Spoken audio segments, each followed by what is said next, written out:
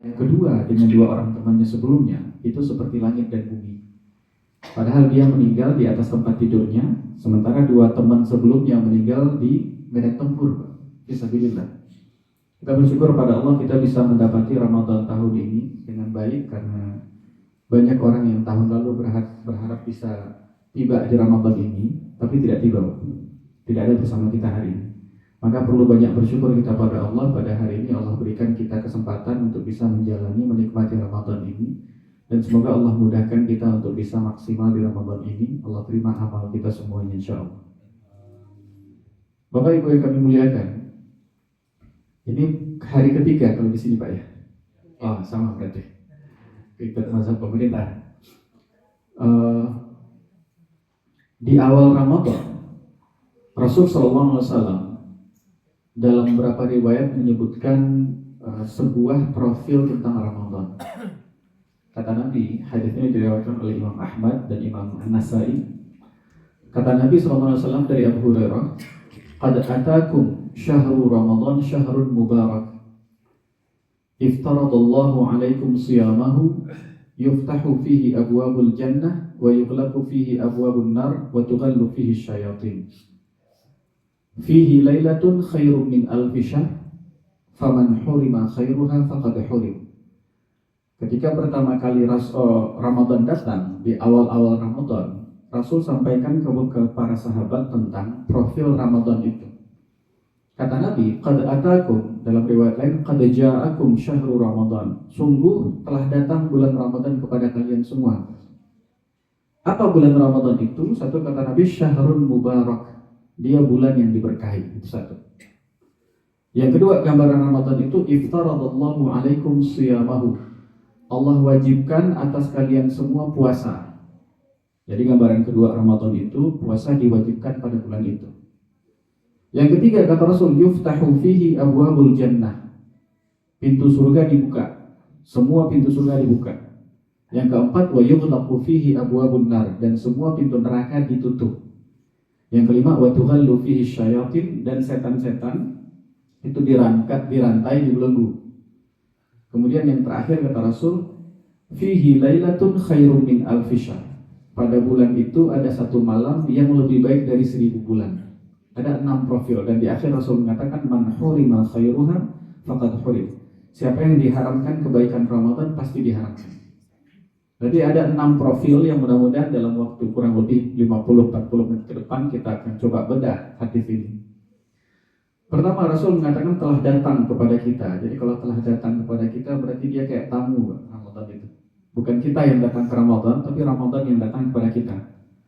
Berarti ibaratnya tamu. Kalau ibaratnya tamu, kita harus mengerti bagaimana cara menyambutnya. Karena kan bagian dari iman itu kan memuliakan tamu.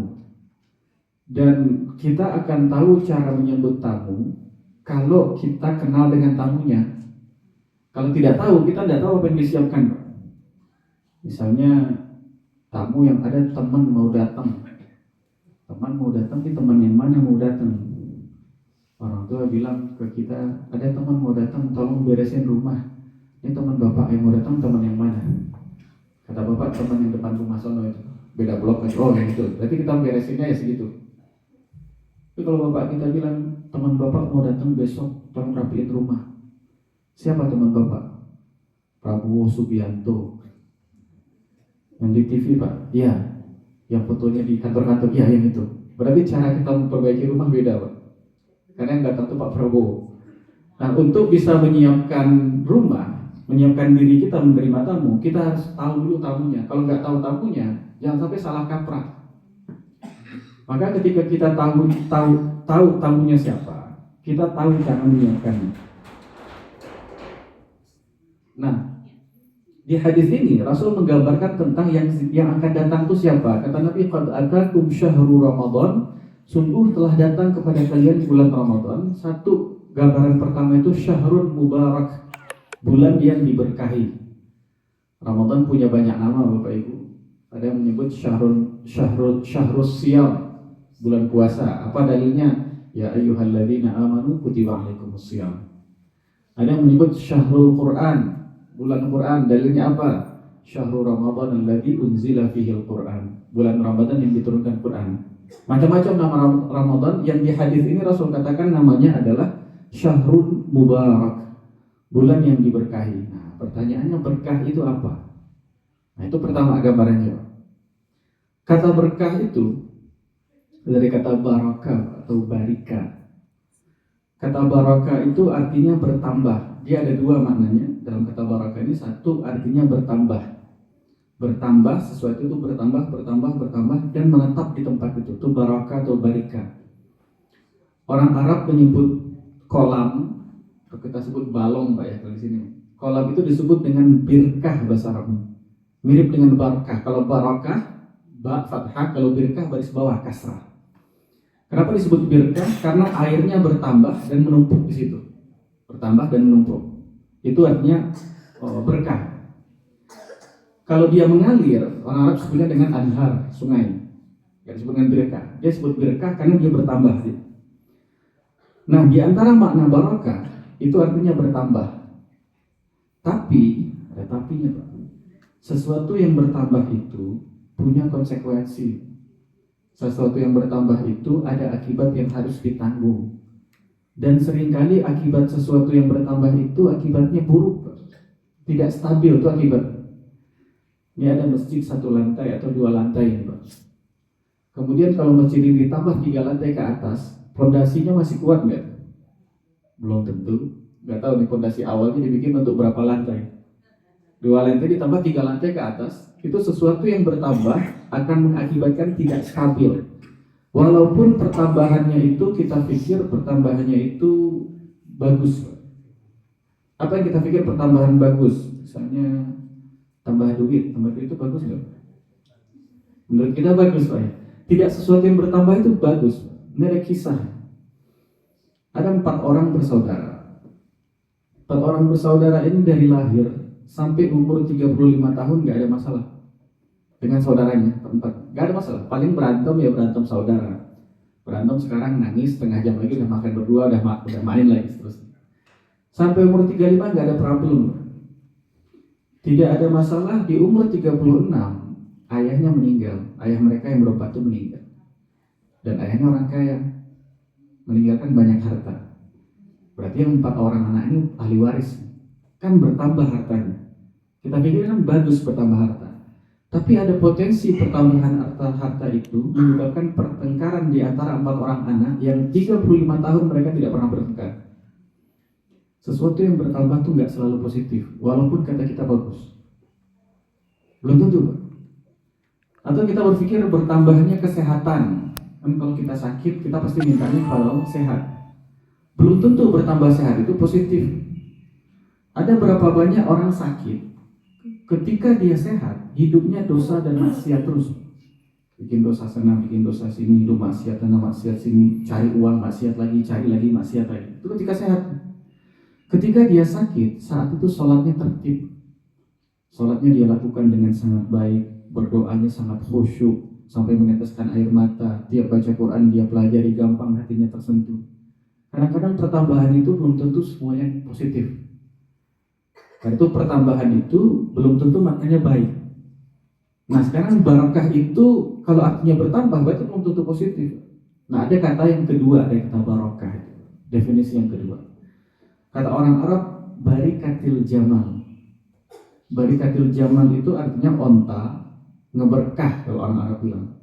Onta ngeberkah itu artinya onta duduk. Duduknya onta itu mohon maaf nggak kayak duduknya anjing. Kalau anjing duduk kan kakinya yang 2 ekor naik ke atas.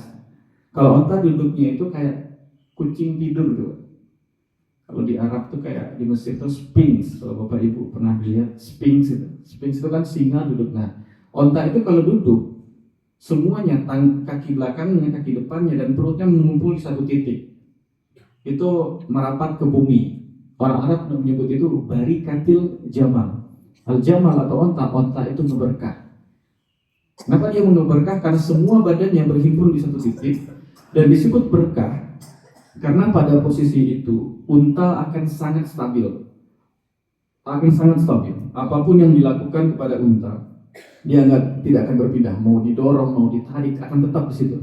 Itu berkah yang kedua. Nah, berkah itu artinya adalah dia bertambah dan semakin bertambah semakin stabil. Itu yang kita jadi dalam hidup.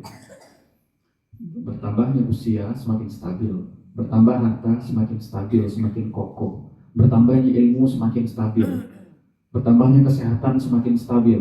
Yang kita cari dalam hidup semuanya itu bagaimana sesuatu itu bertambah dan semakin bertambah semakin stabil.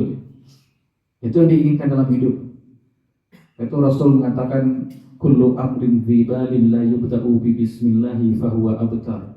Semua pekerjaan penting yang tidak dimulai dengan nama Allah maka dia sia-sia. Kenapa sia-sia? Karena nggak ada berkahnya. Kita sebut pekerjaan itu dengan nama Allah, kita berharap berkah karena Allah mengatakan di akhir surat Ar-Rahman, tabarakasmu rabbika dzil jalali wal ikram. Berkahlah nama Tuhanmu yang maha agung, maha mulia. Jadi Allah sebut nama Allah itu berkah. Dan itu ketika kita melakukan apapun, kita tempelkan nama Allah ke dalam perbuatan kita supaya perbuatan jadi berkah. Nah, hidup ini yang kita cari berkah. Punya usia mudah-mudahan berkah, punya kesehatan mudah-mudahan berkah, punya harta mudah-mudahan berkah, punya anak keturunan mudah-mudahan berkah. Semuanya dan yang kita cari dalam hidup itu berkah. Karena kalau dalam hidup itu Allah cabut keberkahan, makin banyak makin ribet, makin banyak makin ribet. Anak-anak kuliah berpikir, waduh kuliah capek. Nanti kalau sudah lulus kuliah mungkin saya dapat kerja baru gak ada tugas-tugas semua ini. Nah, banyak masalah kuliah, tugasnya banyak lain sebagainya. Lulus dia kuliah dapat kerja, ternyata masalah baru muncul lagi. Hidup akan selalu masalah, gak apa-apa. Kita berharap dari masalah itu ada keberkahan hadir. Itu yang diharapkan semua. Itu pertama. Dan Rasul ketika menggambarkan Ramadan, kata Rasul bulan Ramadan itu bulan yang diberkahi. Artinya apa? Satu bulan ini itu isinya berkah semua. Ada yang Allah berkahi itu tempat seperti Masjidil Haram, Masjid Nabawi, Masjidil Aqsa, alladzi barakna haulahu, yang kami telah berkahi sekitarnya. Itu ada yang tempat kalau kita mau dapat berkahnya kita harus berangkat ke sana, dapat berkah di situ. Ada yang Allah berikan berkah itu bukan tempat tapi manusia. Kayak siapa? Para nabi dan rasul. Para nabi dan rasul itu keberkahan hadir dengan beliau. Bahkan hadirnya beliau menjadi rahmat untuk semesta alam, rahmatan lil alamin. Bentuk cintanya Allah untuk semesta alam ini diturunkanlah dari Muhammad. Kalau kita mau dapat berkah ketemu sama beliau, sayangnya udah meninggal. Tapi ada berkah Allah letakkan pada waktu. Kalau berkah diletakkan pada waktu, siapapun masuk ke waktu itu bisa menjadi berkah. Nah, bulan Ramadan Allah katakan satu bulan ini isinya berkah semua. Karena di bulan Ramadan itu kita banyakkan amal, kita kurangi, kita jauhi perbuatan buruk. Tujuannya apa? Semua aktivitas yang kita lakukan kita minta ya Allah kena berkahnya Ramadan. Karena profil Ramadan nomor satu kata Rasulullah, syahrul Ramadan syahrun mubarak. Dia bulan yang diberkahi. Karena itu dari dulu sampai hari ini orang itu ketika bertemu Ramadan itu semangat luar biasa. Luar biasa, apalagi nanti 10 terakhir. Ada Lailatul Qadar disebut sama Nabi. Itu berbondong-bondong orang berjuang, semua perjuangannya itu dijadikan di Ramadan. Bahkan banyak orang tuh yang nabung sampai Ramadan. Ramadan dia sedekah, bahkan dia nabung cuti, cuti dalam setahun berapa hari? Setahun 12 hari. 12 hari itu yang dia pakai cuma 2 hari, yang 10 dia pakai untuk 10 terakhir Ramadan. Kenapa? Karena satu Ramadan ini itu menjadi batu lompatan yang luar biasa bagi seorang hamba. Allah bisa hapuskan semua dosanya dan Allah bisa tingkatkan naik derajatnya dari orang beriman kepada orang bertakwa. La'allakum tattaqun. Itu pertama, bulan yang diberkahi. Yang kedua kata Rasul tentang Ramadan, iftaradallahu alaikum siyamahu. Yang kedua, Allah fardukan kepada kamu semua siamnya atau berpuasanya. Nah, ini agak unik Pak, kita lihat. Satu, Rasul ngomong berkah. Berkah itu kan kalau kita berpikir berkah itu yang nikmat saja, yang enak-enak saja itu berkah. Kalau badan sehat kita sebut berkah, badan itu berkah kalau sehat. Terus kalau sakit emangnya nggak berkah? Kita kan berpikir gitu ya. Harta itu kalau berkah terus kalau banyak. Mobil itu kalau berkah kalau nggak pernah rusak. Kita pikir semua yang berkah itu yang enak-enaknya saja, yang nikmatnya saja. Nah, tapi ketika Rasul menggambarkan bulan Ramadan itu bulan berkah, pertama yang Rasul tempelkan apa? dia berkah, gambarannya adalah Allah fardukan kepada kita semua puasa. Dan puasa isinya itu Pak, penderitaan semua Pak. Siam itu kalau kita nggak punya iman, isinya derita semua. Saya ada teman orang Kristen, Kristen Ortodoks, orang Eropa Timur. Dia masuk Islam 2 bulan lalu. Sebelum dia masuk Islam sempat kesini Pak, ke Bandung, terus diskusi, tanya ini itu dan lain sebagainya. Anaknya cerdas Pak. Itu orang Eropa, tapi dia nggak pernah mabok. Itu luar biasa Pak namanya. Terus saya tanya ke dia sudah bilang, Fitrian, sebenarnya saya ini dalam hati saya sekarang sudah Islam, cuma penampilan saja yang belum. Ibadah-ibadah saya belum lakukan, kayak sholat dia belum lakukan, tapi dalam hati saya itu semua sejalan dengan Islam, dengan ajaran Islam. Terus saya tanya, saya jelaskan ini, setelah ngobrol saya tanya, apalagi yang menghalangi Anda untuk masuk Islam? Karena ente udah bilang, hati udah cocok sama Islam, apalagi kenapa gak masuk Islam? Apa yang menghalangi? Kemudian dia list Pak, dia bikin daftar apa aja yang berat-berat di Islam. 1, harus sunat. Memang harus sunat ya? Ya harus. Tapi kan sekarang cara udah canggih caranya. Yang kedua, makan babi. Bagi orang Eropa itu makan babi itu Pak, kayak kita makan nasi tanpa kerupuk Pak. Orang Bandung kan kalau makan nasi nggak ada kerupuknya itu berasa ada yang kurang. Mereka makan babi kayak gitu Pak. Dia bilang, emang babi itu harus haram ya dalam Islam. Nah salah satu hal yang dia pikir berat, dia bikin listnya itu sholat 5 kali sehari semalam seumur hidup, Senin sampai Minggu, bukan Senin sampai Jumat, Sabtu Ahad masih masuk. Ya, berat sih, tapi kalau cuma 5 menit 10 menit masih bisa. Tapi puasa ini tidak makan seharian, oke. Tapi kalau nggak minum seharian, kayaknya nggak masuk akal ya. Emang begitu ya? Iya sih. Anak-anak kami mau kelas 3 SD udah gak makan dan gak minum seharian biasa aja. Badan segede ini masa gak berani, saya gak kuat.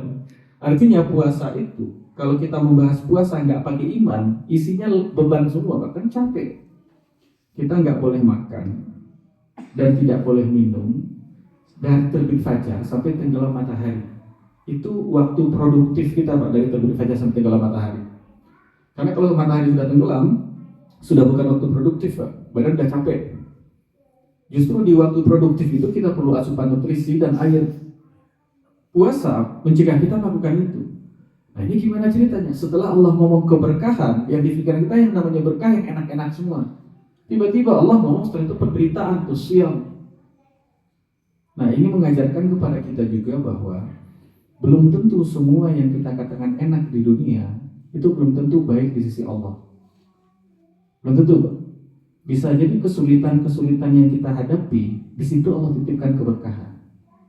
Orang tua mendidik anak dengan air mata, didik anak, dibersamai anak, cari nafkah buat anak, kerja petang-panting untuk anaknya. Kemudian sampai anaknya SMA, anaknya tidak sesuai yang dia harapkan.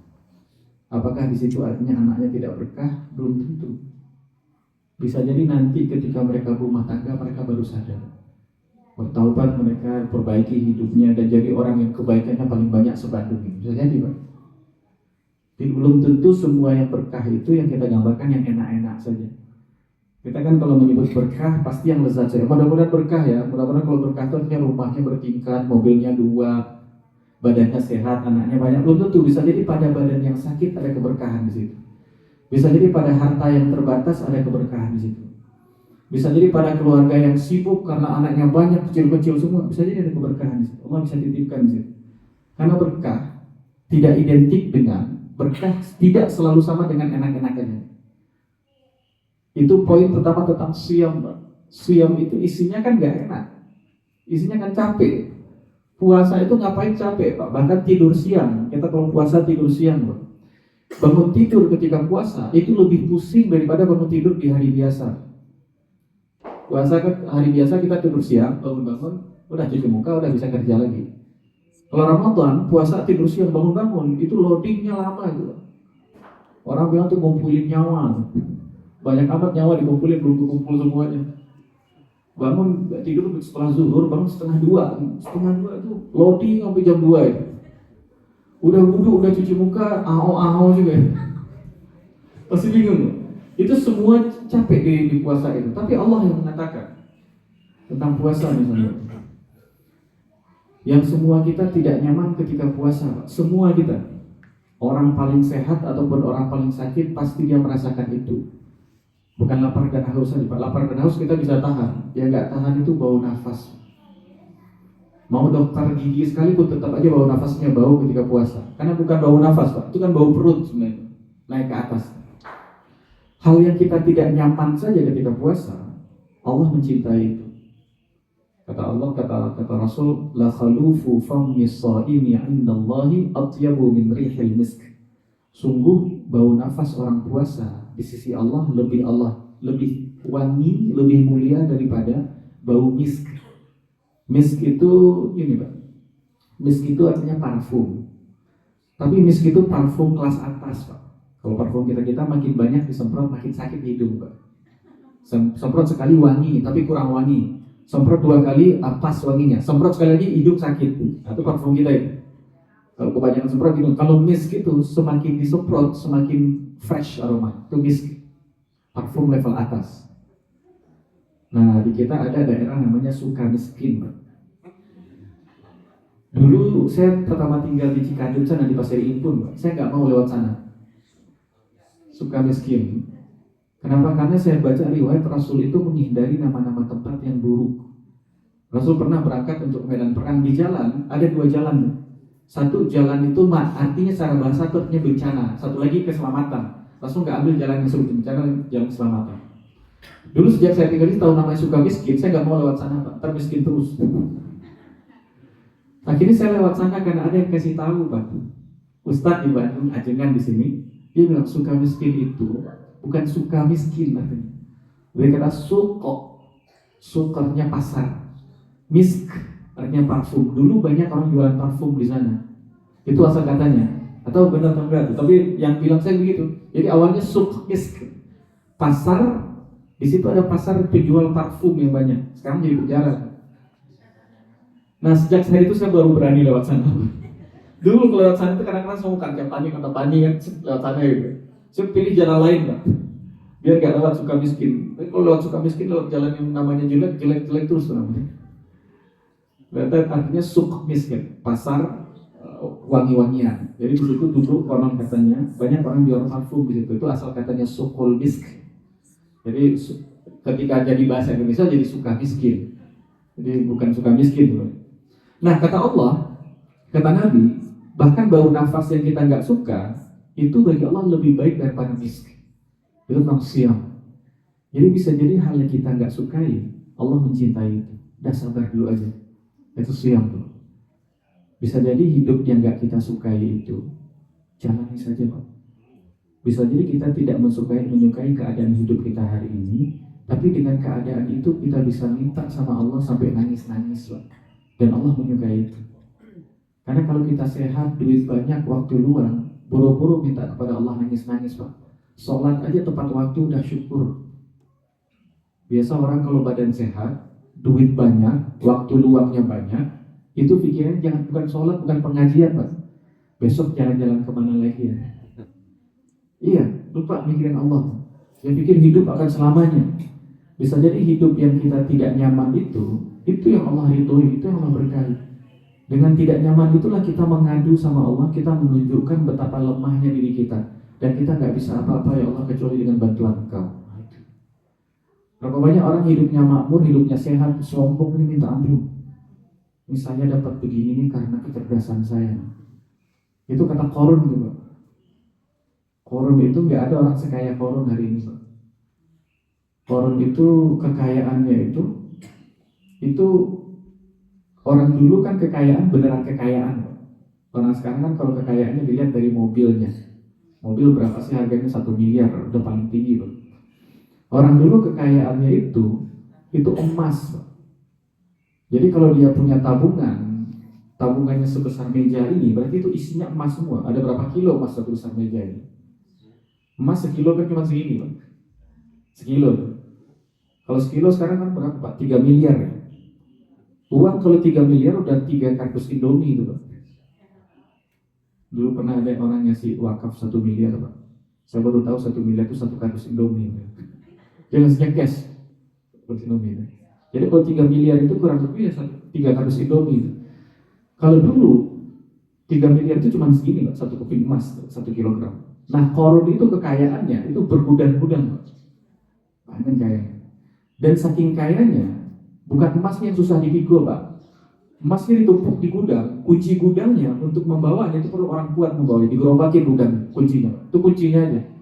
Bayangkan kekayaan Qarun sebanyak apa. Dan dia mengatakan innama utituhu ala ilmin indi. Semua ini diberikan kepadaku karena apa? Karena ilmu yang aku punya. Itu Qarun. Ya Allah nggak suka dengan itu. Kayaknya Qarun itu, hartanya tenggelam di Mesir Pak. Kita gali tanah dapat emas, kita bilang itu harta karun. Itu saking banyaknya kekayaan tenggelam di benua mana, benua Afrika sana. Kita gali tanah di Asia, dapat emas, kita bilang harta karun, kayanya. Dan dia mengatakan semua ini saya dapat karena ilmu yang saya miliki. Kita nggak sekaya Qarun udah berpikir semua ini saya dapatkan karena ilmu. Gitu. Nah berapa banyak hal yang kita nggak sukai dalam hidup, ternyata Allah berikan kebaikan di dalam itu. Yang bisa jadi nanti kita dapatkan kebaikannya di masa depan atau nanti di akhirat Allah berikan. Karena nanti kita lihat dalam Quran kisah-kisah orang-orang baik itu kisahnya penderitaan semua. Semua kisah orang baik dalam Quran semuanya kisah perjuangan dan kisah penderitaan. Sebutkan Pak siapapun orang baik dalam Quran. Mari kita bahas Luqman, surat Luqman. Luqman itu orang soleh tapi punya anak musyrik Pak. Di Bandung ada kiai besar soleh, keluarga besarnya sangat soleh, tapi punya anak musyrik. Itu ujian yang berat bagi kiai Pak. Kita yang bukan kiai aja, kalau di antara kita ada yang punya anak nakal, udah pusing mikirin Pak. Itu ujian, semua orang-orang soleh dalam Quran, isinya ujian semua hidupnya. Lalu kan berarti kita diuji itu gak berkah, bisa jadi ada keberkahan di situ. Yang salah satu tanda sesuatu itu berkah adalah kita ridho dengan apapun yang Allah tetapkan. Gak apa-apa sedih, gak apa-apa nangis, tapi gak apa-apa ridho. Karena kayak puasa, Pak. Puasa kan kita ridho, Pak. Walaupun lapar, walaupun haus, walaupun capek, tetap ridho. Udah, jalani aja puasa. Nah puasa ini, kenapa dia membawa keberkahan?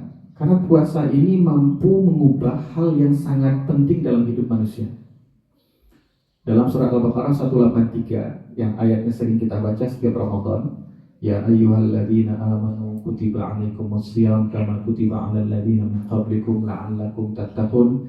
Di ayat ini Allah mengatakan puasa itu tujuannya adalah bertakwa. Itu puasa.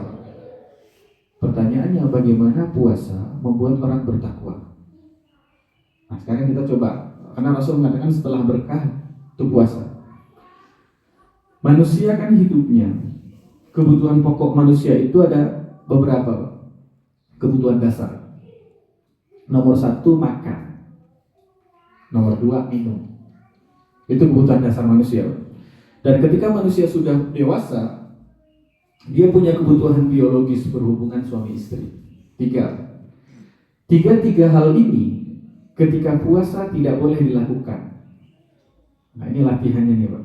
Kita punya kebutuhan pokok, kita sangat butuh dengan itu. Mustahil orang bisa hidup tanpa makan dan minum. Dan mustahil bisa orang hidup seimbang tanpa pasangan dalam waktu yang lama. Nah, Allah mengatakan sepanjang Ramadan, sepanjang puasa itu, kita diharamkan untuk mendekati apa yang tadinya jadi kebutuhan pokok manusia. Dia kebutuhan pokok manusia, dia halal, dan tidak cuma halal, Pak, dia beribadah. Makan dan minum itu bisa jadi ibadah. Dan bahkan dia bisa jadi wajib. Ada orang punya duit cukup untuk beli makanan, perutnya lapar sampai asam lambungnya naik dan dia masih gak makan. Saat itu makan itu jadi wajib hukumnya bagi dia. Jadi dia bisa jadi sunnah, bisa jadi wajib makannya. Tapi ketika yang sunnah dan yang wajib itu sekalipun, ketika ketemu Ramadan sama Allah menjadi haram. Ketika ketemu puasa. Artinya apa? Selama puasa 30 hari Pak. Kan 30 hari berturut-turut di waktu produktif kita tidak mengkonsumsi apapun. Kita tidak mendekati kebutuhan pokok manusia dan kebutuhan dasar manusia. Dan kalau kita berhasil melakukan itu, ada banyak kemudahan dalam hidup. Kan kalau orang puasa itu beneran puasa Pak. kita puasa, sehingga kan kita nggak ada yang makan, nggak ada yang minum hari ini, puasa.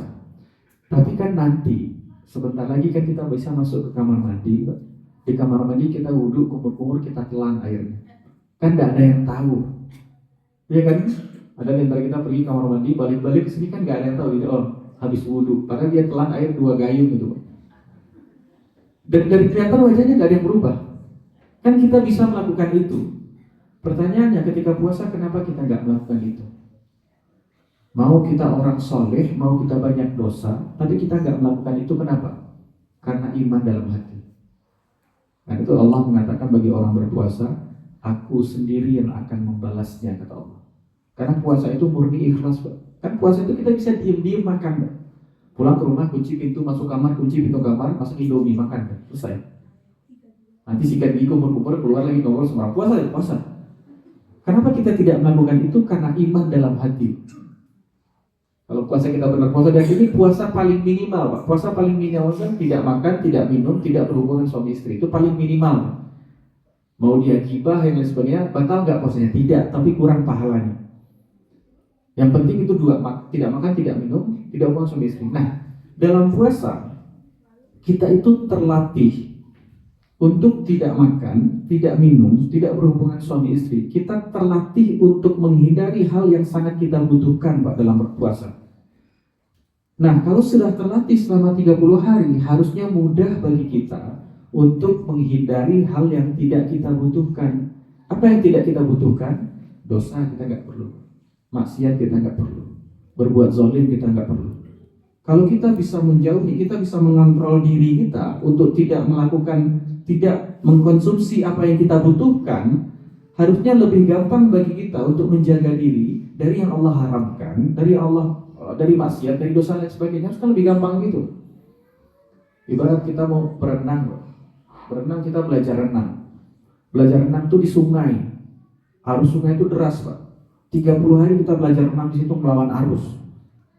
Setelah 30 hari, hari ke-31 kita lomba renang, Pak. Kalau ada anak yang lomba renang, latihannya di sungai yang arusnya deras, itu kemungkinan besar menang, Pak.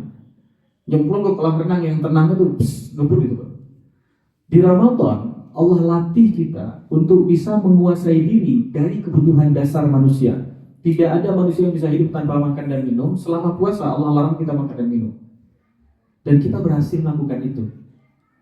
Logikanya lebih mudah bagi kita untuk menahan diri dari nafsu, dari dosa, dari maksiat dan lain sebagainya. Kenapa? Karena yang kebutuhan pokok saja kita kuat, masa yang ini gak kuat? Dosa, maksiat, nafsu ini kan bukan kebutuhan pokok. Kita lakukan juga gak nambah sehat, Pak, nambah penyakit yang ada. Kenapa kita gak bisa nahannya? Di sini masalahnya. Kita menjadikan Ramadan sebagai seremonial, sebagai formalitas. Orang ketemu Ramadan, waduh saya gak maksiat dulu Ramadan. Maksudnya tidak maksiat dulu Ramadan, ini apa maksudnya? Maksudnya tidak maksiat di Ramadan, nanti Syawal berencana melanjutkan lagi. Kalau begitu Ramadan gak akan mengubah apa-apa. Itu di Ramadan ini harusnya dia jadi momen perubahan. Kalau kita tinggalkan itu di Ramadan, setelah itu kita berikhtiar untuk meninggalkan itu selamanya. Saya tidak lakukan ini selama Ramadan. Setelah Ramadan bagaimana? Saya juga tidak akan lakukan. Ada dosa dan maksiat yang kita tuh mau berhenti di Ramadan, masa setelah Ramadan balik lagi? Harusnya Ramadan itu membuat kita setiap tahun naik, Pak. Ini kan sepanjang tahun 11 bulan begitu. Gini-gini aja nih grafiknya. Ketika Ramadan naik tuh, Pak. Selesai Ramadan ya mungkin stabil lagi. Ramadan tahun Pak naik lagi.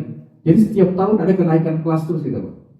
Setiap tahun seperti itu. Itu muslimin itu seperti itu harusnya dengan Ramadan. Sampai semakin bertambah tahun, bertambah usia kita, semakin bagus kualitas diri. Itu dilatih dengan Ramadan. Tapi itu tidak terjadi kalau kita jadikan Ramadan hanya seremonial saja.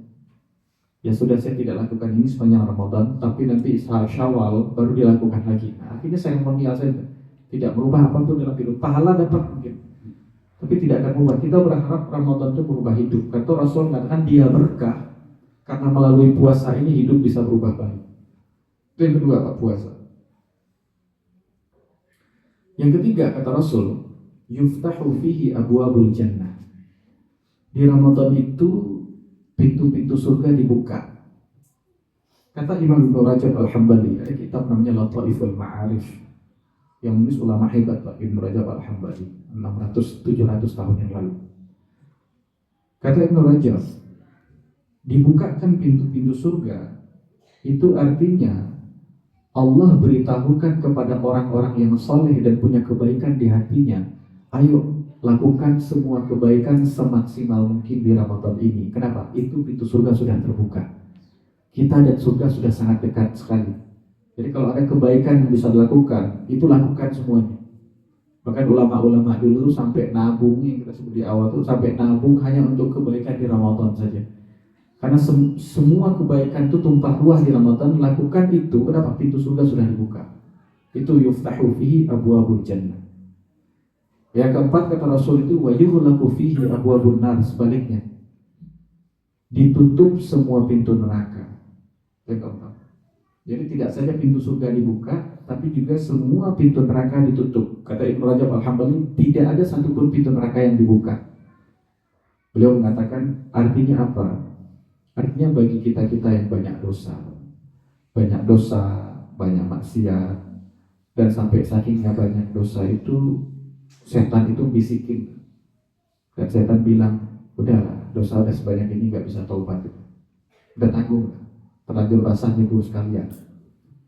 Itu dibisikkan oleh setan, kita pun mulai merasa kayaknya saya udah terlalu jauh, terlalu banyak dosa saya, gak ada yang bisa diperbaiki. Udah bertahun-tahun saya melakukan itu. Bahkan gak cuma itu, masyarakat juga menghakimi orang kayak ente emang gak bisa berubah, udah gak bisa berubah. Masuk orang pelaku dosa yang sebanyak itu ke Ramadan, dan dia berpikir kayaknya sudah gak bisa taubat, dan neraka masuk. Dan Rasul mengatakan kepada dia, tidak ada yang masuk neraka hari ini. Kenapa? Karena di Ramadan semua pintu neraka ditutup, yang dibuka cuma pintu surga saja. Sebanyak apapun dosa kita, Ramadan ini adalah tempat untuk menghancurkan semua dosa-dosa itu. Tempat kita bertaubat, perbaiki diri, karena tidak ada dosa yang tidak bisa diampuni oleh Allah. Semua dosa bisa Allah ampuni. Bahkan Allah mengatakan, inna rahmati sabaqat ghadabi. Sungguh rahmat dan kasih sayangku itu mendahului murkaku. Kita dosa kita banyak sekali Bapak Ibu, dan kita berpikir bahwa Allah sudah murka ke saya, tapi kita taubat sama Allah, ketemu bulan Ramadan, kata Allah, rahmatku itu mendahului murkaku. Jadi tadi yang harusnya kita sudah dimurkai sama Allah, ternyata rahmatnya Allah lebih mendahului itu. Jadi ketika Rasul SAW mengatakan Ramadan itu sebagai bulan di mana semua pintu neraka ditutup, artinya ini harapan bagi orang-orang yang banyak berbuat dosa. Itu lebih Rajab. Kenapa? Karena sebanyak apapun dosa mereka, Allah Rasul katakan kepada mereka, tidak ada yang masuk neraka hari ini. Karena semua pintu neraka ditutup. Yang dibuka cuma pintu surga. Satu-satunya tempat yang kalian bisa masuk adalah surga, maka bertaubatlah pada Allah di Ramadan ini. Taubat itu 3 saja syaratnya. 1, menyesali semua perbuatan. Kita tahu perbuatan itu salah, disesali. Karena perbuatan itu, ada orang bikin salah, tapi macam-macam ada orang. Ada bikin salah, dia cari dalil untuk kesalahannya. Dalilnya apa tuh? Orang itu melakukan juga kok. Tuh ustadz itu melakukan juga kok. Bukan begitu. Kalau memang itu salah, akui salah. Kalau taubat itu 1, akui itu salah dan sesali perbuatan itu. Yang kedua, bertekad. Kuncinya bertekad Pak. Bertekad untuk tidak pernah kembali kepada perbuatan itu.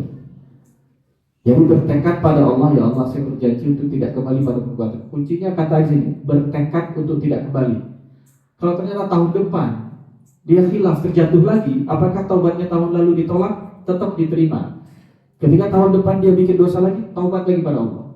Yang penting yang keduanya bertekad untuk tidak kembali. Apakah orang bertaubat tidak akan pernah kembali kepada dosa-dosanya? Belum tentu. Karena kalau orang bertaubat tidak pernah bikin dosa, tidak ada yang diantara kita bisa bertaubat. Karena semua manusia itu bikin dosa. Orang yang tidak pernah bikin dosa itu sudah meninggal 1400 tahun yang lalu. Nabi Muhammad SAW. Sisanya kata Nabi, khatta'un, orang-orang yang bikin salah terus-terusan. Wa khairul khatta'in at-tawwabun, yang sebaik-baik orang bikin salah, setiap bikin salah taubat, setiap bikin salah taubat. Setiap bikin salah taubat. Jadi yang kedua, dia bertekad dengan sungguh untuk tidak akan kembali kepada dosa itu. Dan yang ketiga adalah dia melakukan kebaikan sebanyak mungkin. Baik itu kebaikan kepada yang berkaitan dengan Allah langsung, sholat, zikir, baca Quran, ibadah, qiyamul lail, sholat sunnah, puasa dan sebagainya, atau kebaikan yang berkaitan dengan manusia, taat pada orang tua, menyayangi keluarganya, disiplin dalam bekerja, jujur dan amanah, berakhlak yang baik di masyarakat, punya adab di masyarakat. Itu semuanya ibadah. Kalau dia bertaubat, dia harus memperbaiki kedua bentuk ibadah itu. Dia dengan Allah dan dia dengan manusia. Dan dengan itu taubatnya diterima. Kalau taubatnya diterima, semua dosa di masa lalu diampuni. Dan Rasul mengatakan itu. Kata Rasul, orang yang apes. Hadisnya itu rahma'an fi rajulin. Rahma'an fi rajulin itu artinya ini orang kasihan sekali. Gimana kasihan sekali? Orang-orang itu yang sangat kasihan adalah mereka diantaranya yang masuk Ramadan dan keluar dari Ramadan tidak ada dosa yang diampuni. Kenapa kasihan sekali? Kenapa apes? Karena saking banyaknya pengampunan dosa dalam Ramadan, tapi ada orang masuk Ramadan gak ada dosa diampuni. Ini ibaratnya kita gini kok. Ada misalnya hari Jumat lah, hari biasa. Ada nasi box, nasi Jumat di Masjid Muhajirin. Jumlahnya berapa nasinya? Jumlahnya 1000 box. Yang hadir Jumatan cuma 300 orang, sisa 700 Pak. Ada orang si Fulan ini, Fulan hadir Jumatan dan dia perutnya lapar, keroncongan, belum sarapan dari pagi. Hadir Jumatan, pas dia lihat wah banyak nasi box, masuk ke sholat Jumat di sini. Pas pulang, sampai di rumah dia nggak bawa nasi sama sekali Pak. Bahkan di jalan ketemu orang, Pak, dapat nasi dari mana nih? Jumatan di mana? Muhajirin. Emang ada nasi? Ada nasi. Kok sih nggak dapat ya? Bahkan ada satu orang bawa nasi buat satu keluarga itu Pak. Di tali nasi di boxnya itu. Dia nggak dapat sama bagaimana sholat di sini. Itu yang kita sebut dengan orang apes banget tuh. Apes banget. Sampai satu orang ada yang bawa tiga kotak nasi, dia nggak bawa sama sekali. Itu sama dengan orang masuk Ramadan, keluar dari Ramadan tidak ada dosa yang diampuni. Kenapa? Karena ampunan di Ramadan itu sangat banyak dan dia tidak melakukan apapun untuk itu. Bahkan Rasul mengatakan pintu neraka semua ditutup. Ente sebanyak apapun dosa gak akan masuk neraka. Tobatlah sekarang, karena yang dibuka cuma pintu surga, masuk surga sana. Bareng-bareng sama Nabi masuk surga sana. Itu Nabi katakan itu. Kemudian Rasul mengatakan wa tughallu fihi syayatin, dan setan-setan dibelenggu. Kalau setan-setan dibelenggu artinya Ramadan ini waktu perubahan paling baik. Kalau kita tidak bisa berubah di Ramadan ini, ketika setan-setan sudah dibelenggu, kapan kita mau berubah lagi? Setan dibelenggu itu artinya memang demikian Pak. Setan itu dari bangsa jin. Jin itu ada jin muslim Pak. Itu gak kenapa-napa. Di masjid ini setiap rumah orang muslim itu kata ulama ada jin muslimnya. Dia gak akan ganggu. Dia hidup di dalam dimensi dia, gak akan ganggu mana-mana. Yang kedua ada jin muslim juga tapi iseng Pak. Nah itu kadang-kadang masih gangguin. Ya kayak kita lah. Kita kan satu masjid, ada yang sholatnya paling depan, ada yang sholat juga Pak, tapi paling belakang. Dia sholat juga Pak, takbiratul ihram, tapi kakinya nginjek temannya. Di bangsa jin juga ada kayak gitu, sholat juga, tapi iseng juga. Nah, tapi ada yang ketiga jin kafir. Jin kafir ini jin yang sudah mendedikasikan dirinya berbaiat kepada iblis. Siapa iblis? Iblis itu adalah makhluk yang tidak mau sujud kepada Nabi Adam dulu sekali Pak. Ribuan tahun yang lalu ketika Allah katakan pada malaikat untuk sujud, iblis ada, dia gak mau sujud pada Adam. Dan iblis yang tidak mau sujud pada Adam itu bersumpah untuk menyesatkan anak cucu Adam, termasuk kita semua. Dia punya serdadu namanya setan dari bangsa jin. Jadi tidak semua jin itu setan, ada jin baik.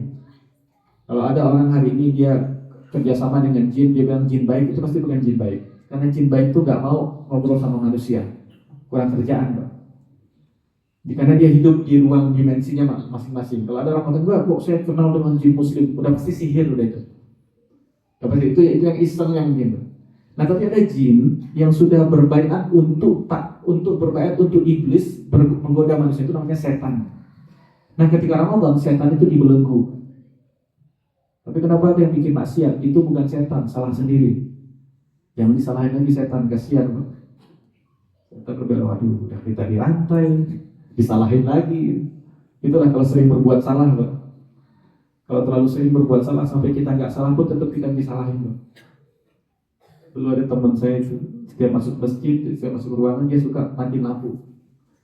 Masuk mati lampu. Terus ketawa-ketawa, orang panik kan, nyalain lagi malam-malam, mati nyalain lagi. Setiap kejadian mati lampu pasti dia yang disalahin, padahal dia nggak ngapa-ngapain. Dia sakit, dia asrama, mesti dia yang disalahin. Itu kita kalau terbiasa, iseng mungkin. Nah, setan itu ketika Ramadan dia dibelenggu. Masalah di diri kita berkurang setengah. Masalah kita itu kan bikin dosa itu dua, Pak. Satu, bisikan setan. Yang kedua, memang potensi yang kita miliki dari dalam. Karena manusia itu Allah berikan potensi untuk fujur, berbuat dosa, dan takwa, berbuat baik. Dua-duanya ada potensi itu di manusia. Karena itu manusia jadi spesial. Bangsa manusia itu jadi istimewa karena kita diberikan dua kemampuan untuk berbuat baik dan berbuat buruk. Malaikat nggak punya kemampuan itu. Malaikat hanya diberikan satu kemampuan berbuat baik. Dia nggak punya pilihan. Karena itu manusia jadi istimewa. Kita bisa berbuat baik dan berbuat buruk. Dan Allah berikan kita kemerdekaan untuk melakukan kebaikan atau keburukan. Dan kita memilih melakukan kebaikan. Di situ manusia jadi istimewa. Misalnya anak pesantren, soleh, rajin sholat ke masjid, udah benar. Biasa itu. Tapi kalau anak STM, rajin sholat ke masjid, wah itu kita angkat topi. Kenapa? Karena dia nggak dididik untuk itu biasanya. Dia dididik untuk ngomongin perbaiki motor, listrik dan sebagainya. Tiba-tiba taat ke masjid, qiyamul lail, khidmah di masjid dan sebagainya. Itu spesial. Orang-orang akan memuji itu. Nah, manusia menjadi istimewa karena kita punya dua peluang untuk berbuat baik dan berbuat buruk. Kalau kita pilih berbuat baik, di situ manusia jadi istimewa.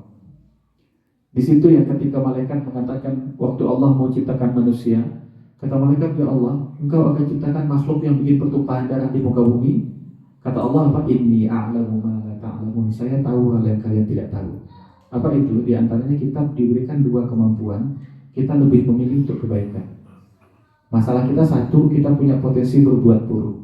Yang kedua, potensi itu ditiup-tiupin sama setan. Yuwaswisu fi sudurin nas. Nah, ketika Ramadan, setengah masalah hilang, Pak. Setan yang nyium-nyium ini gak ada, tinggal satu, tinggal nafsu kita aja. Rasul mengatakan tughallu fihi syayatin, artinya potensi peluang kita untuk jadi baik di Ramadan sangat besar melebihi bulan kapanpun. Kalau kita nggak bisa baik di Ramadan, tidak ada waktu yang bisa membuat kita baik, habis. Karena Ramadan pun nggak bisa membuat kita baik, kapan lagi? Dan terakhir Rasul mengatakan fihi lailatun khairun min alfi syahr. Di dalamnya ada satu hari lebih baik, satu malam lebih baik dari 1000 bulan. Kita yang beramal kita dikit, pahala kita dikit, kita bisa kebut itu ketika mencari Lailatul Qadar itu. Semua kita kan amal dikit. Ini ayat surat Al-Qadar, Inna anzalnahu fi Lailatul Qadar itu turun ketika para sahabat Nabi itu membaca, para sahabat Nabi Muhammad itu membaca kisah nabi-nabi sebelumnya. Di kisah Nabi sebelumnya mereka dapati sahabat Nabi yang lain, Nabi Daud, Nabi Sulaiman, Nabi Isa, Nabi Musa, Nabi Zakaria. Mereka dapati sahabat Nabi yang dulu itu berjihad di jalan Allah selama 1000 bulan penuh. 1000 bulan penuh itu 83 tahun. Itu udah semua usia kita, atau semua umur kita. 83 tahun umur kita, apakah semuanya berjihad? Enggak semuanya, Pak. Tidur aja udah 8 jam sehari. Kalau 8 jam sehari kan dari 24 jam kan udah sepertiga. Sepertiga umur kita buat tidur aja tuh. 2/3 makan, ngobrol, scrolling sosial media, nonton, macam-macam. Nah orang dulu itu 1000 bulan, 83 tahun, setiap detiknya mereka pakai untuk jihad. Sahabat Nabi dapat informasi itu tentang sahabat Nabi yang lain, Maka para sahabat bertanya, ya Rasulullah, gimana kita ini mau menyalip mereka? Oh mereka usianya 1000 tahun, 800 tahun. Nabi Nuh saja berdakwah itu 950 tahun itu dakwahnya Nabi Nuh. Berarti umurnya di atas itu. Karena dakwahnya 950 tahun. Gimana cara kita menyalip, bisa memacu mereka? Turun surat Al-Qadar. Allah katakan di malam itu sama baiknya dengan 1000 bulan. Surah Al-Qadar. Karena itu Rasul mengatakan kita ini nahnul akhiruna sabiqun. Kita ini umat yang lahirnya belakangan, tapi kita mendahului semua orang yang sudah lebih dulu. Umat yang start kita belakangan, lomba lari, start kita belakangan. Ada orang 10 kilo di depan kita, Dengan Lailatul Qadar kita bisa menyalip orang yang 10 kilo di depan kita. Itu Lailatul Qadar. Fihi lailatun khairum min alf. Coba Ramadan itu dosa bisa diampuni, pahala bisa dikejar sekejar-kejarnya. Terakhir Rasul katakan, terakhir ini Rasul menyeimbangkan kita. Itu Rasul sebutkan 6-6-nya baik. 6 itu bulan yang diberkahi, puasa, dibuka pintu surga, ditutup pintu neraka, dibelenggu setan-setan, ada Lailatul Qadar. Terakhir kata Rasul, faman hurima khairuha faqad hurim. Tapi ada orang yang diharamkan mendapatkan kebaikan Ramadan itu. Kata Rasul, maka siapa yang diharamkan mendapatkan kebaikan Ramadan, maka sungguh pasti diharamkan mendapatkan walaupun setitik kebaikan Ramadan. Artinya Rasul menekankan kepada kita, ayo kita berikhtiar dan berusaha. Tidak harus ideal. Kenapa? Karena orang ideal sudah tidak ada. Yang penting kita berusaha sesuai kemampuan kita. Di antara kita yang duduk di sini mungkin bagi dia membaca Quran 5 juz sehari biasa. Membaca Quran mungkin 3 juz dalam sehari itu biasa. Tapi ada di antara kita yang baru 2 bulan lalu belajar Quran. Nah, dimulai saja. Kenapa? Karena Allah melihat usaha hambanya. Allah melihat, oh ini hambaku 40 tahun gak pernah baca Quran, baru sekarang baca Quran dan baru belajar.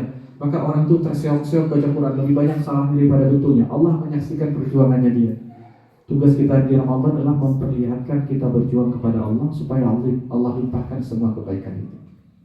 Itu di akhir jangan sampai kita termasuk pada orang yang tidak menghargai tamu yang datang sama sekali. Tamu sudah datang dengan semua kemuliaannya dan tidak ada sedikit berusaha kita, tidak ada sedikit pun. Rasul mengatakan siapa yang diharamkan dari kebaikannya pasti tidak akan dapat kebaikan sama sekali. Dan semoga Allah jadikan kita orang-orang yang mendapatkan semua keberkahan Ramadan.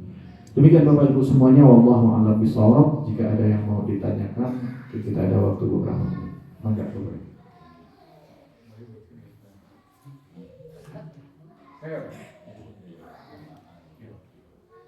Bulan Ramadan di mana diturunkannya Al-Qur'an. Al-Quran yang disampaikan kepada Nabi kita Muhammad SAW melalui perantara malaikat Jibril turun secara berangsur-angsur. Berapa tahun turun di kota Makkah dan berapa tahun turun di kota Madinah? Iya Pak, Al-Quran itu turun 2 kali. Satu, dia turun dari Lauh Mahfuz ke langit dunia. Langit dunia, langit pertama, 2, 3, 4, 5, 6, 7, terus ke atas Lauh Mahfuz. Dulu Quran itu sudah ada di Lauh Mahfuz. Turun ke langit dunia, itu turunnya di Ramadan, di Lailatul Qadar. Itu kalimatnya inna anzalnahu. Sungguh kami telah turunkan. Kata anzalna dengan kata nazzalna itu berbeda. Kalau anzalna diturunkan semuanya, diamprokin semua. Kalau nazzalna bertahap turun. Nah, Quran diturunkan dari Lauh Mahfuz ke langit dunia, itu ulama sepakat pada malam Qadar, di Lailatul Qadar. Ulama juga menjelaskan ada makna yang kedua. Quran turun pertama kali ke Nabi Muhammad itu juga di Lailatul Qadar ketika surat Al-Alaq, Iqra bismi rabbikal ladzi khalaq. Itu juga turun di bulan Al-Khair. Dan berapa tahun? Nah, turun ke Nabi Muhammad tidak semua kitab. Turun ke Nabi Muhammad bertahap. Selama 23 tahun. 13 tahun di Mekah dan 10 tahun di Madinah. Itu 23 tahun. Berarti Quran itu turun bertahap kepada Nabi 23 tahun. Jadi kalau di antara kita Bapak Ibu baru belajar Quran sekarang nggak apa-apa. Quran itu turun ke Nabi Muhammad ketika Nabi Muhammad usianya 40 tahun. Selama 23 tahun Quran itu turun bertahap. Jadi nggak usah minder gitu. Kadang-kadang kita, waduh saya mau belajar nih masih belepotan nih anak SMP sebelah saya udah bagus baca, nggak masalah. Belajar aja terus. Nggak usah jadikan itu halangan. Itu selama 23 tahun, 13 tahun di Mekah dan 10 tahun di Madinah. Dan setelah Rasul meninggal, Quran sudah tidak turun. Malaikat Jibril pun tidak turun. Sejak Nabi Muhammad meninggal, Malaikat Jibril itu di langit dari terus sudah tidak turun ke bumi. Dan Malaikat Jibril turun ke bumi cuma sekali itu Pak nanti. Kapan itu? Pada malam Qadar. Malaikat Jibril yang bolak-balik ketemu Nabi Muhammad, bahkan ngajarin Nabi Muhammad diajarin baca Quran sama Malaikat Jibril, itu nanti setiap tahun cuma turun di Lailatul Qadar saja. Sahabat bertanya, ya Rasulullah, ngapain Malaikat Jibril turun di malam Qadar, udah gak ada wahyu? Kata Rasul, Malaikat Jibril itu Malaikat Jibril itu mencari orang yang interaksi dengan Quran. Jadi kalau misalnya kita Pak ya, dulu kan ada namanya tukang pos Pak. Di kampung dulu yang paling ditunggu-tunggu itu tukang pos. Pak pos, tukang pos datang pakai sepedanya. Saya di kampung itu bahagianya satu kampung. Oh, ada surat dari ini, ada macam-macam. Ternyata Pak tukang pos itu udah pensiun, Pak. Pas dia pensiun, dia main ke kampung itu. Yang dia lihat di antaranya kenangan masa lalunya. Apa itu? Bekas-bekas kotak pos dulu. Kan sekarang pos sudah mati, Pak ya. Yang pos suratnya udah mati, kantornya masih ada. Dia lihat itu jadi kenangan. Nah, Jibril ketika turun lagi di Lailatul Qadar, dia mencari orang-orang yang berinteraksi dengan kitab yang 23 tahun dia bawa bolak-balik dari langit ke Nabi Muhammad setiap malam Qadar. Itu malam Qadar itu, Pak. Kalau Allah buka hijab mata kita ini, mungkin tidak satu pun di antara kita yang mau tidur di malam Qadar itu. Saking banyaknya malaikat. Malam Qadar itu disebutkan di antara makna Qadar Ibnu Qayyim sebenarnya ada 5 makna Qadar itu. Di antara makna Qadar yang 5 itu salah satunya sempit, Pak. Sempit artinya apa? Berdesak-desakan sampai langit ini sesak oleh malaikat yang turun ke langit dunia semuanya. Itu bayangkan. Itu kalau Allah buka hijab mata kita, kayaknya 10 hari terakhir itu gak ada yang akan tidur, Pak. Lihat, Pak, oh malaikat itu semua ibadah khusyuk, gak akan ngantuk gitu. Nah, Quran itu turun kepada Nabi Muhammad selama 23 tahun. Bertahap 13 tahun di Mekah, 10 tahun di Madinah. Begitu Pak Allah. Masih ada lagi Bapak Ibu? Mangga ini. Yang malam qadarnya Bu ya? Iya, malam qadar itu cuma satu malam Bu. Satu malam itu ada ulama paling banyak mengatakan itu jatuh di malam ke-27. Nah, tapi ulama nanti menjelaskan, karena ada beberapa hadis meriwayatkan, sahabat itu sampai mengatakan, demi Allah, Lailatul Qadar itu jatuh pada malam ke-27. Sampai ngomong demi Allah. Nanti ulama mengatakan, karena ada beberapa riwayat hadis Nabi yang lain mengatakan 25, ada yang 23, macam-macam. Nanti ulama mengatakan setiap tahun Lailatul Qadar itu bisa jadi jatuhnya di malam yang berbeda dengan tahun-tahun sebelumnya. Gak ada yang tahu. Dan hikmahnya besar, gak ada yang tahu. Karena Nabi Muhammad itu, dulu itu Nabi Muhammad diberitahukan kapan Lailatul Qadar datang. Nah, ketika beliau masuk ke Masjid Nabawi, beliau dapati 2 orang sahabat lagi berantem, lagi perang mulut, Pak. Nah, Rasul memisahkan 2 orang itu. Setelah berpisah 2 orang itu, sudah damai dia. Rasul mengatakan, saya diberitahu kapan terjadinya Lailatul Qadar, tapi karena kalian berdua bertengkar, saya lupa dengan Lailatul Qadar itu kapan jatuh. Karena itu bagi Nabi itu pertengkaran antar umatnya itu sedih Nabi itu. Sampai Nabi lupa tanggal Lailatul Qadar itu. Itu cuma 2 orang berantem. Sampai Nabi itu lupa melihat betapa sedihnya beliau melihat kok umatku berantem begini. Rasul lupa Lailatul Qadar itu. Dan Rasul bilang, mesti itu aku dibikin lupa dengan malam Qadar itu. Hikmah besarnya, kata Imam Fakhruddin Ar-Razi, hikmah besarnya kenapa Lailatul Qadar tidak diberitahukan tepatnya. Kenapa ya Allah nggak kasih tahu aja tepatnya? Ya kita bisa. Allah tidak beritahukan tepatnya kapan supaya kita nggak berdosa. Artinya apa? Kalau semua kita tahu kapan itu Lailatul Qadar, taruhlah ittifaq semua ulama membuat riwayat-riwayat hadis dari Nabi mengatakan berkali-kali Lailatul Qadar setiap tahun jatuh tanggal 27 malam Ramadan. Dan sepakat ulama mengatakan, dan semua kebaikan Lailatul Qadar yang luar biasa itu, kita ibadah sekali bisa kayak 83 tahun. Itu di antara kita masih ada yang tertidur di malam Qadar. Kira-kira dosa enggak dia? Saya belum ngomong bermaksiat ya, tapi masih tertidur. Ketika Imam Fakhruddin Ar-Razi mengatakan, dirahasiakan yang malam Qadar itu mungkin kebaikan buat kita. Karena orang yang tertidur ketika Lailatul Qadar, tertidur gak ada ibadah sama sekali, mungkin dia gak ada dosa, cuma gak dapat pahala saja.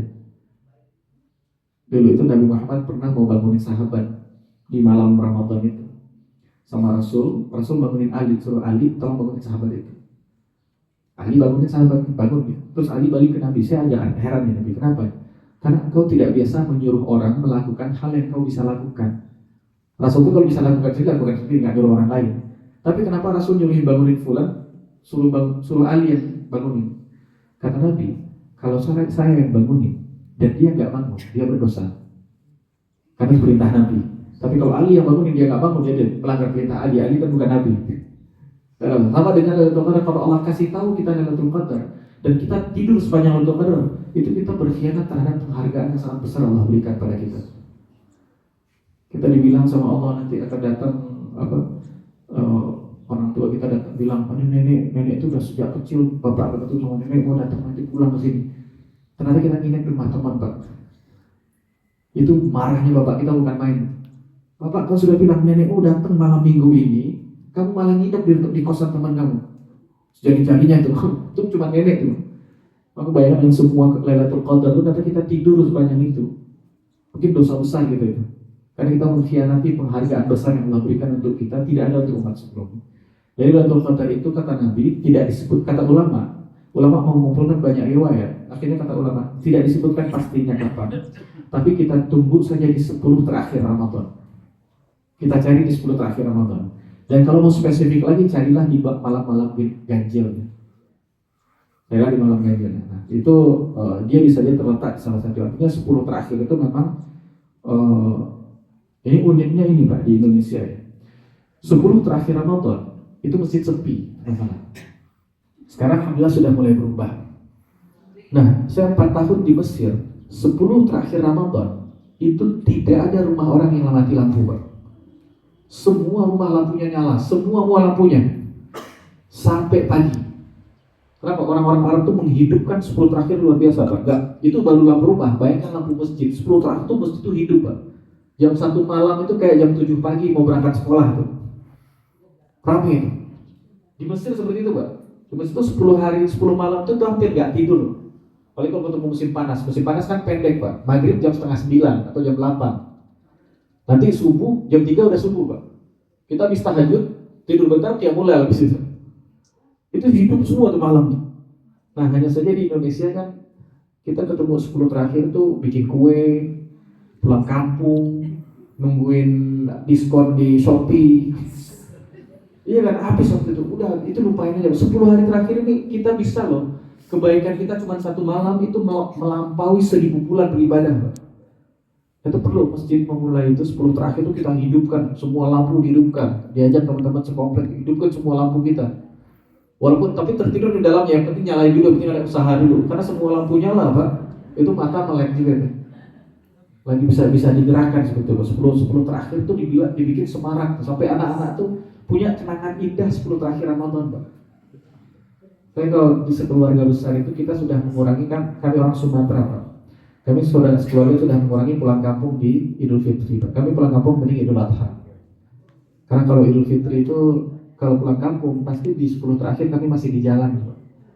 Dan nggak di jalan muterlah naik pesawat cuma 2 jam. Tapi tetap packingnya, beli bingkisan ini, bingkisan itu capek. Ibu kami di rumah juga harus menghias rumah. Ini cucu, anak-anak mau pulang capek. Itu malah biar santai, mama di masjid aja 10 terakhir. Kami juga nggak pulang-pulang.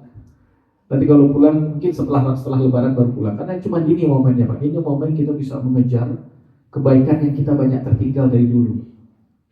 Kita bisa saling kebaikan orang-orang lain yang kita banyak tertinggal dari dulu. Itu di Lailatul Qadar. Begitu Bu, Allahu a'lam. Masih ada Bapak Ibu? Oh masih ada. Salatnya apa? Kalau perempuan itu salatnya di rumah dan di masjid sama. Nggak ada masalah, untuk pahalanya sama, tapi nanti untuk semangatnya otomatis berbeda Bu. Nggak tahu kalau ibu-ibu ya, kalau saya merasakan sholat di rumah sama sholat di masjid, kok lebih semangat sholat di masjid. Sholat di rumah itu ngantuknya gampang banget tuh, udah dikasih kopi masih ngantuk, mata dikasih kopi baru nggak ngantuk gitu. Nah cuman bedanya itu, kalau laki-laki betul di masjid, kalau perempuan itu di rumah dan di masjid nggak ada masalah. Dan kalau perempuan di masjid harus dihindari satu, dia harus menghindari fitnah. Apalagi kalau itikaf itu kan kita tidur di masjid, duduk di masjid, rebahan di masjid. Kalau perempuan kan auratnya banyak Pak. Kalau laki-laki udah pakai celana, pakai baju, dia mau guling-guling di masjid nggak kelihatan auratnya. Kalau perempuan beda dengan laki-laki auratnya Pak. Yang kedua dia harus dapat izin dari walinya. Kalau dia belum menikah berarti harus dapat izin dari ayahnya atau walinya, atau dapat izin dari suaminya kalau dia sudah menikah. Nah kalau dua itu terpenuhi, dapat izin dari walinya dan tidak ada fitnah yang muncul karena adanya perempuan, insya Allah tidak ada masalah. Tapi kalau seandainya masjidnya cuma ada laki-laki semua, atau ada perempuan di pojokan, laki-laki kalau noleh belakang kelihatan jamaah perempuan lagi tidur, itu jadi fitnah nanti. Lebih aman di rumah saja. Tapi kalau dipisah mah ada ruangan perempuan tertutup, nah itu enggak masalah, perempuan juga di masjid. Perempuan itu mau di etikaf di masjid ataupun di rumah, pahalanya tidak berbeda. Kalau laki-laki namanya itikaf harus di masjid. Harus di masjid. Nah, itu beberapa istri Nabi itu juga nggak itikaf. Kayak beberapa istri Nabi itu ketika Nabi itikaf, datang istri Nabi ke masjid, terus Nabi keluar masjid ke teras, terus ngobrol sama istri beliau beberapa waktu. Kemudian istri beliau pulang, diantar sampai Nabi depan, Nabi balik ke dalam masjid melanjutkan itikaf beliau. Itu riwayat mengatakan bahwa istri Nabi berarti ada yang tidak itikaf. Kalau utama itikaf pun semua istri Nabi akan itikaf. Tapi itu artinya boleh di masjid dan boleh juga di rumah. Cuman bedanya yang saya dapatkan kalau di masjid itu lebih semangat aja karena orang lebih ramai. Di rumah itu kan bangun sendirian, baca Quran sendirian. Kalau di masjid kan lihat orang baca Quran kanan, baca Quran kiri, kita semangat di bawah situ. Begitu Bu Allah. Ya Bu. Terakhir Ibu ya. Setengah 7 ini. Apa Bu? Satu tempat masjid ada untuk kita kaum ibu gitu. Ya. Pada KM. Pertanyaannya apa Bu? Lebih baikkah untuk ibu-ibu melaksanakan itikaf satu masjid untuk kaum ibu gitu. Karena di daerah Khusus itu. itu ada masjid untuk kaum ibu. Berarti masjidnya isinya ibu-ibu semua. Kalau isinya ibu-ibu semua tidak ada masalah. Tidak ada masalah kecuali satu lagi itu dia harus dapat izin dari suami atau walinya. Kalau nggak diizinkan sudah di rumah, pahalanya sama. Bahkan dapat pahala taat sama suami, lebih dapat double pahalanya. Jadi nggak mungkin kita taat pada Allah tapi nggak taat sama suami. Jadi kalau memang sudah ada masjid khusus, misalnya ada masjid lantai 2 untuk ibu-ibu semua misalnya, ditutup semuanya, dikasih AC dan sebagainya itu ibu-ibu, berarti sudah aman dari fitnah damai. Tinggal satu lagi diizinkan oleh walinya atau oleh suaminya. Kalau diizinkan nggak ada masalah. Tapi kalau tidak diizinkan di rumah lebih baik. Begitu Bu ngomong. Baik Bapak Ibu semua, kita cukupkan di sini. Semoga Allah berikan keberkahan di Ramadan kita. Semoga Allah terima amal kita. Dan semoga Allah jadikan kita hamba-hamba Allah yang keluar dari Ramadan dengan dosa-dosa diampuni dan amal-amal kebaikan yang dicatat. Dan mudah-mudahan Allah balas itu di dunia dan di akhirat. Mohon maaf jika ada salah dan kurang. Wallahu a'lam bishawab. Assalamualaikum warahmatullahi wabarakatuh.